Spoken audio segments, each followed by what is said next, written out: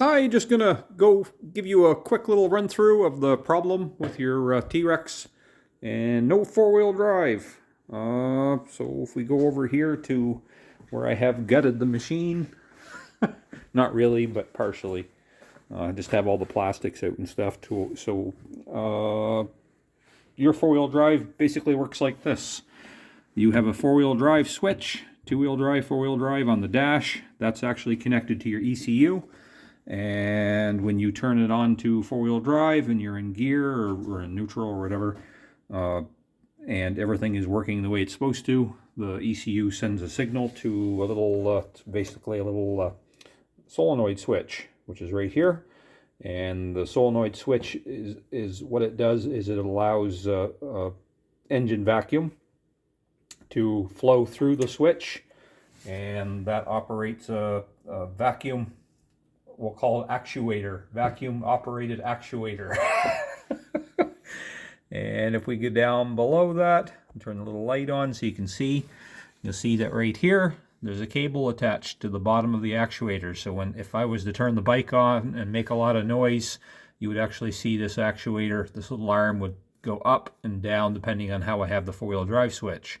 So the other end of the cable is attached to the front differential, and you can see that right down in there. It's got a little rubber boot on it.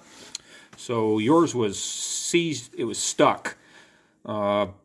Usually as cables get older and dirt and grit get inside them, they tend not to want to move so much anymore. I was able to get it freed up enough so it will operate the lever. So I do believe right now it's in the two-wheel drive position, and when the actuator when the vacuum actuator works with your switch, when you turn it on to four-wheel drive, it pulls that lever back, so that's the four-wheel drive position. So this is what I'm going to suggest. I'm going to order a new cable for it. We're going to replace that old one so you don't have that problem again.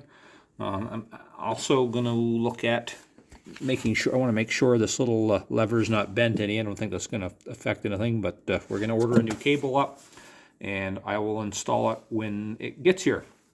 So for the time being, since I'm going away for a week, I'm going to make this bike so you can drive it back home. Basically, I'm going to put a seat in it on the other side.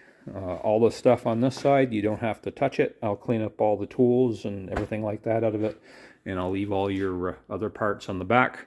You take it home and you park it, and when I come back the week sometime after the 28th, when the new cable is in, you bring it back over and I'll run the new cable through. That's just going to save me the time of having to take all the plastics back off, because you have to take out all these plastics to be able to access where the cable runs underneath your prop shaft in the center of the bike.